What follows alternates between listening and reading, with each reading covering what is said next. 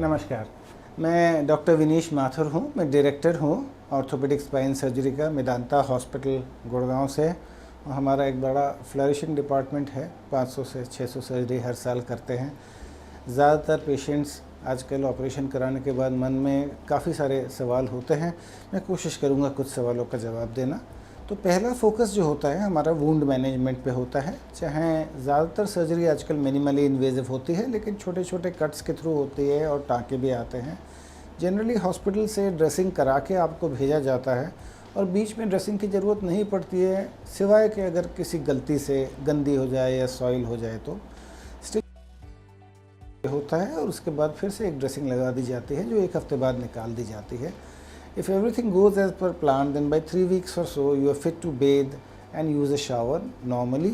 कभी कभी जो वूंड होता है या जो ऑपरेशन का साइट होता है उस पर थोड़ी सी अर्टिक एरिया यानी खुजली या थोड़ा सा अबनॉर्मल सेंसेशन होता है, तो उसमें कोई कोल्ड क्रीम, मॉइस्चराइज़र या सॉफ्रामाइसिन जैसा कोई भी ऑइंटमेंट लगा सकते हैं। जनरली पेन किलर ऑइंटमेंट्स जो होते हैं जैसे या हीट होती है उसको हम अवॉइड करते हैं।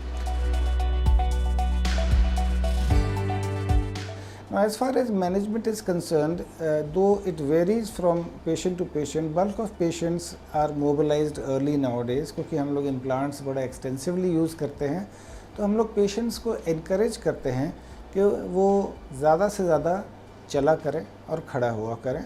इस पोजीशन में जो होता है इनकी नर्व्स और मसल्स दोनों में जो है रिकवरी फास्ट होती है। जो ऑपरेशन के साइट के आसपास सूजन होती है वो कम होती है, और क्योंकि नर्व्स मूव करती हैं, मसल्स मूव करती हैं, इनके अंदर स्पाज़म, पेन, इडीमा सब कुछ कम हो जाता है। हम इनकरेज करते हैं, इनफैक्ट हम इनकरेज करते हैं पेशेंट को आज के दिन में नॉर्मल डिस्क सर्जरी वगैरह के बाद कि 2-2, 3-3 किलोमीटर तक चलने की कोशिश करें। जो स्क्वाटिंग की एक्टिविटी होती है, नीचे बैठने की एक्टिविटी होती है, जनरली हम लोग 4 से 6 हफ्ते पे चालू करते हैं। बेंडिंग फॉरवर्ड और लिफ्टिंग वेट्स पे हम लोग काफ़ी स्ट्रिक्ट हैं। We don't advise you to actually do that very early. My normal period for most surgeries is around 2 to 3 months after the operation, but that depends on the kind of recovery the patient has, also the specific kind of surgery that is done. So bending forward is out. Sleeping obviously is a very unloaded and a unstressful position for the back, so you can do it as much as you want. Sitting के लिए हम ज़रूर पाबंदी लगाते हैं। आजकल ज़्यादातर लोग सेडेंटरी जॉब में होते हैं, इसलिए नौकरी पे जल्दी जाने की कोशिश करते हैं। तो हम उनको ज़रूर एडवाइस करते हैं कि 1-1.5 घंटे ज़्यादा एक टाइम पे बैठे ना रहें, क्योंकि इस पोजीशन में स्पाइन के ऊपर लोड भी ज़्यादा होता है और मसल्स काम नहीं करती हैं, इसलिए सारा लोड जो है वो बोन्स और जॉइंट्स उठाते हैं।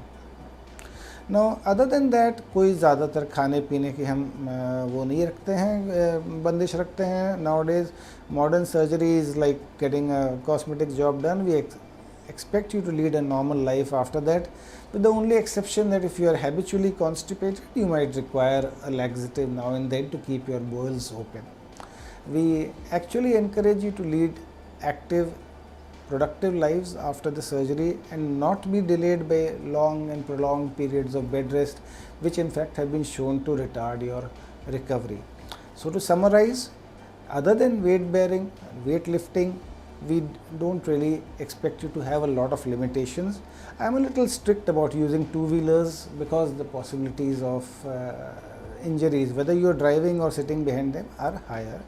Four-wheelers और यानी cars या गाड़ियाँ जो हैं वो हम normally 6 weeks पे allow कर देते हैं। Return to work 1 महीने के आसपास allow करते हैं।